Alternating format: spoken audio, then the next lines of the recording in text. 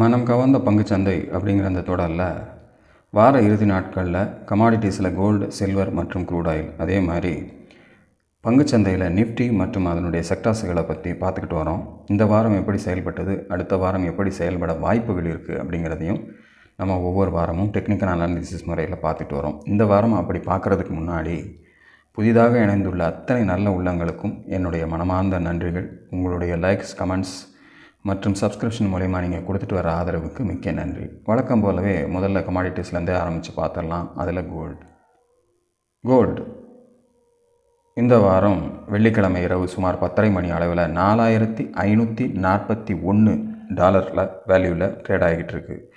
கிட்டத்தட்ட 4,380 உடைக்கிறதுக்கு சிரமப்பட்டுக்கிட்டு இருக்குது அப்படின்றத நம்ம சொல்லிகிட்டு இருந்தோம். ஆனால் இந்த வாரத்தில் திங்கட்கிழமை அன்னைக்கே அந்த லெவலை தாண்டி மேலே க்ளோசிங் கொடுத்துட்டாங்க. ஒரு ரவுண்டு அந்த ஸ்ட்ரெங்த்தான ஒரு கேண்டில் கொடுக்க வேண்டிய இடத்துல கொடுத்துட்டாங்க. ஸோ மற்ற 4 நாட்களும், ஒரு நாள் கிறிஸ்மஸ் போயிட்டதுனால இந்த வாரம் 4 நாட்கள் தான் ட்ரேடிங். ஸோ அந்த ட்ரேடிங் டேஸில் பார்க்க போகும்போது நல்லா தாண்டி நம்ம கொடுத்துருக்கிற 4,490 அந்த ரெசிஸ்டன்ஸையும் தாண்டி ஒரு ஃப்ரெஷ் லெவல் போய்கிட்டு இருக்குது. 4,538 இப்போது கரண்ட்டில் ட்ரேட் ஆகிட்டுருக்கு ஃப்ளக்சுவேஷனோட. ஸோ இதனுடைய அடுத்த லெவல்ஸ் அப்படின்னு பார்த்தீங்க அப்படின்னா 4,730 அப்படிங்கிறது தான் அடுத்த லெவல். ஸோ அதுக்கு அந்த வேகம் இருக்கா, அடுத்த அந்த லெவலுக்கு போகிறதுக்கான சான்சஸ் இருக்காங்கிறது வரக்கூடிய வாரம் நம்ம கோல்டில் வாட்ச் பண்ணணும். அதுக்கு அடுத்த லெவலாக 4,800, 4,875, 4,930 இதெல்லாம் பக்கத்துலேயே வருது நமக்கு.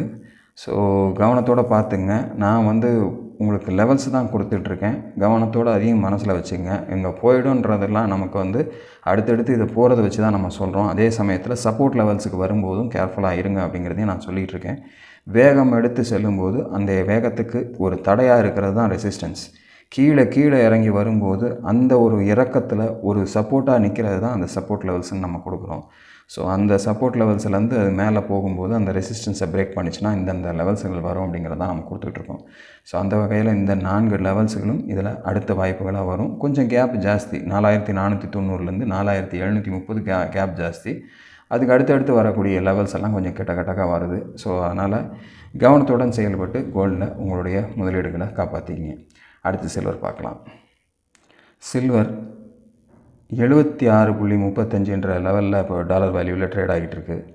நான் போன வாரம் சொல்லும்போது 68.80 அப்படிங்கிறது அடுத்த லெவல். அதையும் தாண்டிச்சு அப்படின்னா நமக்கு கிட்டத்தட்ட ஒரு $10 நெருக்கம் நமக்கு மேலே இருக்குது அப்படிங்கிற மாதிரி நான் சொல்லியிருந்தேன். இன்றைக்கி இப்போ இருக்கக்கூடிய கரண்ட் சிச்சுவேஷன் 76.31 லெவலில் போய்கிட்டு இருக்குது.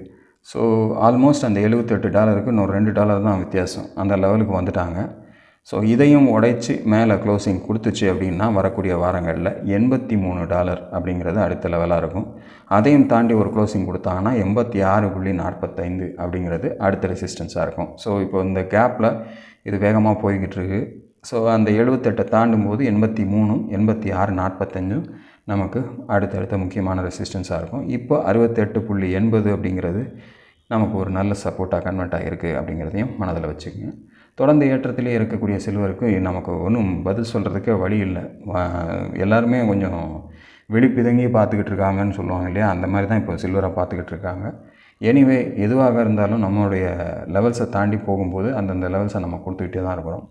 பார்க்கலாம் வரக்கூடிய வாரங்களில் எப்படி அதனுடைய பர்ஃபார்மன்ஸஸ் இருக்குங்க. அடுத்து க்ரூட் ஆயில் பார்க்கலாம். க்ரூட் ஆயில் போன வாரம் கீழே $55 ஒரு சப்போர்ட் எடுத்து இப்போ $57 ட்ரேட் ஆகிட்டுருக்கு. இன்னமும் அதில் ஒரு பெரிய மாற்றங்கள் வரல. அங்கேருந்து ஒரு சப்போர்ட் எடுத்து கொஞ்சம் தூரம் அப்படி மேலே ஏறி போயிருக்காங்க. ஸோ $55 ஒரு $2 மேலே போய் நின்றுருக்கிறதா நம்ம பார்க்க முடியுது. தொடர்ந்து என்ன செய்ய போகுதுன்றதையும் பார்ப்போம். நமக்கு ரெசிஸ்டன்ஸாக இருக்கக்கூடிய $65 நெருங்குற வரைக்கும் நமக்கு இதில் ஒரு பெரிய விஷயங்கள் சொல்கிறதுக்கு இல்லை. கீழே 55 உடைக்கிற சமயங்களில் நம்ம அடுத்து என்ன செய்யுதுங்கிறத பற்றி இதில் பார்க்குறதுல அவசியமாக இருக்கும். மற்றபடி இது ஒரு சைட்வேஸ் மூமெண்ட்டில் இருக்கிற மாதிரியான ஒரு விஷயமாக தான் இருந்துக்கிட்டு இருக்குது. பார்ப்போம் வரக்கூடிய வாரங்கள் என்ன செய்யுதுன்ட்டு.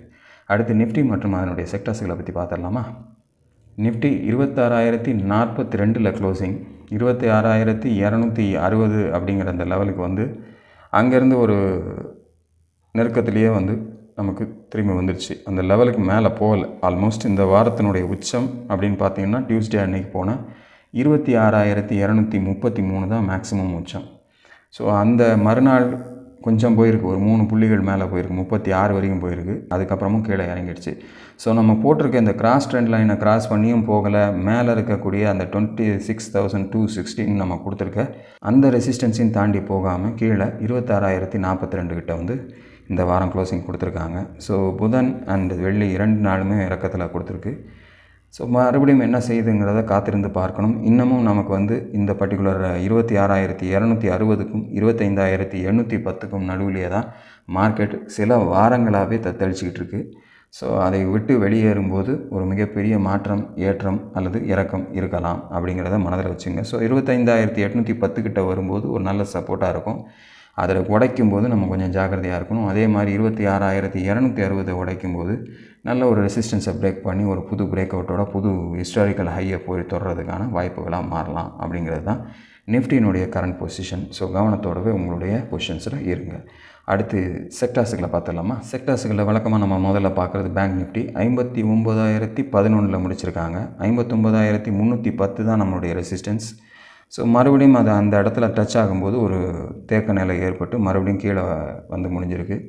58,730க்கு கீழே வராத வரைக்கும் பேங்க் நிஃப்டியில் ஒரு சேஃப்டி இருந்துக்கிட்டே தான் இருக்குது. மேலே நோக்கி செல்லக்கூடிய விஷயங்களில் கீழே 58,730 உடச்சி க்ளோசிங் ஸ்ட்ராங்காக கொடுத்துச்சு அப்படின்னா கொஞ்சம் நம்ம கவனத்தோடவே இருக்கணும் அப்படிங்கிறத மனதில் வச்சுங்க. மேலே 59,310 கட் பண்ணி க்ளோசிங் கொடுத்தா அடுத்து 60,130 தான் நமக்கு நெக்ஸ்ட்டு ஸ்ட்ராங் ரெசிஸ்டன்ஸாக இருக்குது. அது சில வாரங்களுக்கு முன்னாடி போய் டச் பண்ணிட்டு தான் கீழே வந்திருக்கு. ஸோ அந்த லெவலில் பிரேக் பண்ணுறதுக்கான வாய்ப்புகள் வரக்கூடிய வாரம் தருதா நிஃப்டி பேங்க்குங்கிறத வெயிட் பண்ணி பார்ப்போம்.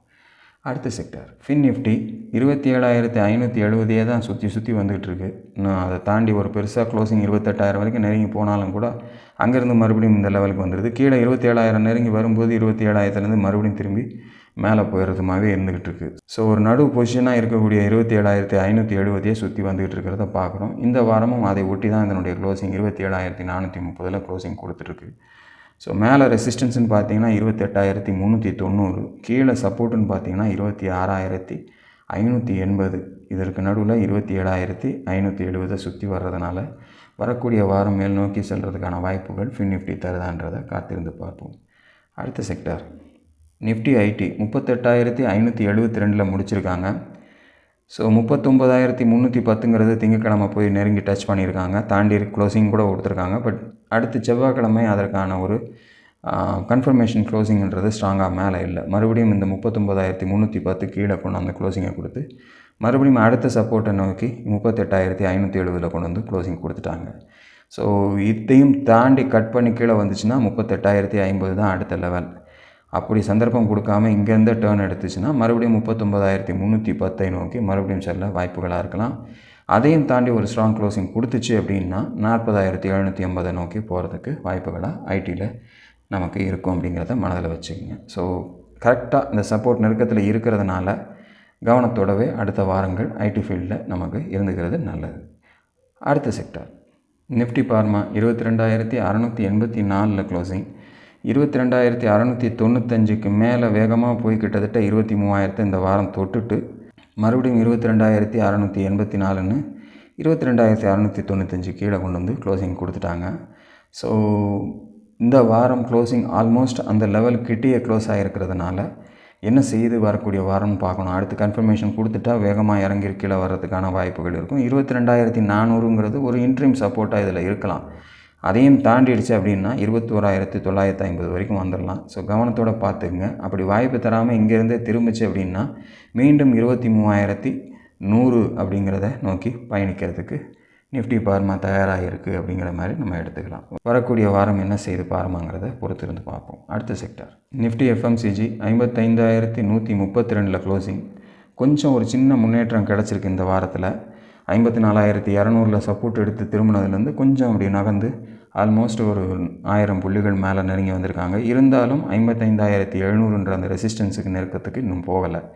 அதை தொடக்கூட இந்த வாய்ப்பு எடுத்துக்கலை. கிட்டத்தட்ட அதுக்கு முன்னாடியே தான் வந்து நின்று போயிருக்கு. ஸோ வரக்கூடிய வாரம் அதை தாண்டக்கூடிய வாய்ப்பு கொடுக்குதான்னு பார்க்கணும். கீழே 54,200 அப்படிங்கிறது ஒரு முக்கியமான சப்போர்ட்டாக எஃப்எம்சிஜிக்கு இருக்குங்கிறத மனதில் வச்சுக்கோங்க. அடுத்த செக்டார் நிஃப்டி ஆட்டோ 27,739 முடிச்சிருக்காங்க. 27,970 மறுபடியும் ரெசிஸ்ட் ஆகிடுச்சு. அங்கேருந்து தான் கீழே வந்து 27,270 சப்போர்ட் எடுத்து மறுபடியும் மேலே போச்சு. மறுபடியும் அதே 27,970 ரெசிஸ்ட் ஆகி கீழே கொண்டு வந்து க்ளோசிங் கொடுத்துருக்காங்க. ஸோ மறுபடியும் வேகமாக இறங்குச்சு அப்படின்னா மறுபடியும் இந்த லெவலுக்கு நோக்கி வரலாம். சந்தர்ப்பங்கள் கொடுக்காம இங்கேருந்தே ஒரு டேர்ன் எடுத்துச்சு அப்படின்னா மறுபடியும் இந்த லெவல்ஸை உடச்சிது அப்படின்னா மேலே 28,610 அப்படிங்கிறது தான் அடுத்த லெவலாக இருக்கும். ஸோ வரக்கூடிய வாரம் எப்படிப்பட்ட சந்தர்ப்பத்தை ஆட்டத் தருதுன்றதை வெயிட் பண்ணி பார்ப்போம். அடுத்த செக்டார் நிஃப்டி ரியாலிட்டி 883ன்ற லெவலில் முடிச்சிருக்காங்க. ஸோ இதுவும் இந்த வாரம் பார்த்திங்கன்னா ஒரு பெரிய மாற்றம் இல்லை, அங்கேயே தான் இருந்திருக்கு. 890க்கும் 880க்கும் நடுவில் ஒரு 10 புள்ளிகள் மட்டும்தான் இந்த 4 நாட்களில் ட்ரேடிங் நடந்திருக்கு. ஸோ ஒரு பெரிய மாற்றம் இல்லாமல் ரியாலிட்டி செக்டார் முடிஞ்சிருக்கு. 860 தான் சப்போர்ட், மேலே 925 தான் ரெசிஸ்டன்ஸ். இதை கடக்காத வரைக்கும் நமக்கு இதில் பெரிய மாற்றங்களும் ஏற்றங்களும் நமக்கு தர்றதுக்கு வாய்ப்புகள் இல்லை அப்படிங்கிறதுனால பொறுத்திருந்து பார்ப்போம். அடுத்த செக்டார் நிஃப்டி மெட்டல் 10,806 முடிச்சிருக்காங்க. 10,920 தான் நம்முடைய அடுத்த ரெசிஸ்டன்ஸ். இருந்தாலும் கிட்டத்தட்ட இந்த வாரம் அதனுடைய உச்சமானது ஏற்கனவே சென்ற ஒரு உச்சமான 10,837ன்ற லெவலுக்கு மறுபடியும் கிட்டத்தட்ட அந்த நெருக்கத்துக்கே தான் வந்து இந்த வாரமும் முடிச்சிருக்காங்க. இந்த வாரத்தினுடைய உச்சம் பார்த்திங்கன்னா 10,836, அதுதான் இந்த வாரத்தினுடைய உச்சமாகவும் இருக்குது. ஸோ இந்த லெவலை தாண்டும் போது இந்த 10,920ன்றது ரெசிஸ்ட் ஆகிறதுக்கு சான்சஸ் இருக்குது. அந்த இடத்த தாண்டிடுச்சு அப்படின்னா மறுபடியும் மேல் நோக்கி செல்லும்போது 11,640 தான் அடுத்த ரெசிஸ்டன்ஸ். ஸோ மெட்டல் செக்டார்ஸில் நம்ம குறிப்பாக கோல்டு சில்வர் ஏறுறதுனால இந்த ஒரு பர்டிகுலர் செக்டாரும் ஒரு நல்ல மூமெண்ட்டோடு ஏறிக்கிட்டு இருக்குது. ஸோ வரக்கூடிய வாரம் இந்த லெவலை உடச்சிருச்சு அப்படின்னா நமக்கு அடுத்த லெவலாக தான் இருக்குது. கீழே பெஸ்ட்டு சப்போர்ட்டாக 10,420 அப்படிங்கிறது இருக்குங்கிறத மனதில் வச்சுங்க. அடுத்த sector Nifty oil and gas 11,958 முடிச்சிருக்காங்க. 12,000 இந்த வாரம் மேலேயும் கீழேயுமா ஒரு 2 நாள் மேலே க்ளோசிங், 2 நாள் கீழே க்ளோசிங் கொடுத்துருக்காங்க. ஒரு மிகப்பெரிய மாற்றம் அப்படிங்கிறது ஆயில் செக்டார்லேயும் இல்லை. அதே சமயத்தில் ஒருவேளை வரக்கூடிய நாட்களில் 12,000 கடக்கக்கூடிய சந்தர்ப்பம் ஏற்பட்டால் 12,650 அப்படிங்கிறது நோக்கி திருப்பி பயணிக்கிறதுக்கான வாய்ப்புகளாக இருக்கலாம். இல்லைன்னா கீழே கொஞ்சம் வேகமாக உடச்சி வரும்போது 11,480ங்கிற லெவலில் நோக்கி வந்துடுறதுக்கும் சான்சஸாக மாறிடும். என்ன செய்யுதுன்றதை பொறுத்திருந்தான் பார்க்கணும். இதுதான் இந்த வாரத்துக்கான செக்டார் லெவல். நிஃப்டியை பொறுத்தளவில் இந்த வாரம் ஒரு மிகப்பெரிய ஏற்றமும் இல்லை, இறக்கமும் இல்லை. எங்கேருந்து புறப்பட்டுச்சோ அங்கேயே கொண்டு வந்து மறுபடியும் நிறுத்திட்டாங்க. ஏன்னா பிகாஸ் இன்னும் சொல்லப்போனால் இந்த கேப்பை ஃபில்லப் பண்ணுறதுக்கு தான் வந்த மாதிரி இருக்குது. நம்மளுடைய போன வாரத்துக்கு நம்ம வெள்ளிக்கிழமை க்ளோசிங் வந்து 25,966 அப்படிங்கிறது தான் அந்த வாரத்தினுடைய க்ளோசிங். இப்போ இந்த வாரம் லோவும் பார்த்திங்கன்னா 26,008 அப்படிங்கிற நெருக்கத்தில் வந்து முடிச்சிருக்கு. ஸோ இதுக்கும் அதுக்கும் ஒரு பெரிய வித்தியாசங்கிறது கிடையாது. அந்த நெருக்கத்தில் வந்திருக்கிறதுனால என்ன செய்ய போகுது வரக்கூடிய வாரத்தில் அப்படிங்கிறதுனால நம்ம பார்க்கணும். இந்த இடத்துலேருந்து ஒரு சப்போர்ட் எடுத்து திரும்பிச்சு அப்படின்னா ஒரு நல்ல ஏற்றமோ மாற்றமோ கொடுத்து இந்த லெவலை தாண்டிடுச்சு, 26,260 தாண்டி இந்த வருடத்திற்கான க்ளோசிங் கொடுக்குமா அப்படிங்கிறத வர வீக்கில் பார்க்கணும். ஸோ வர செவ்வாய்க்கிழமை இந்த ஆண்டுக்கான கடைசி F&O க்ளோசிங் டிசம்பரில். ஸோ அதனால் அதை வச்சு கொஞ்சம் ஃப்ளக்சுவேஷன்ஸ் இருந்தாலும் இருக்கலாம். கொஞ்சம் கவனத்தோடவே உங்களுடைய பொசிஷன்ஸை பார்த்துங்க. அடுத்த வீடியோவில் நான் எனக்காக தேர்ந்தெடுக்கக்கூடிய சில பங்குகளை உங்களோட பகிர காத்து கொண்டு இருக்கிறேன். அதுவரையில் நன்றி, வணக்கம்.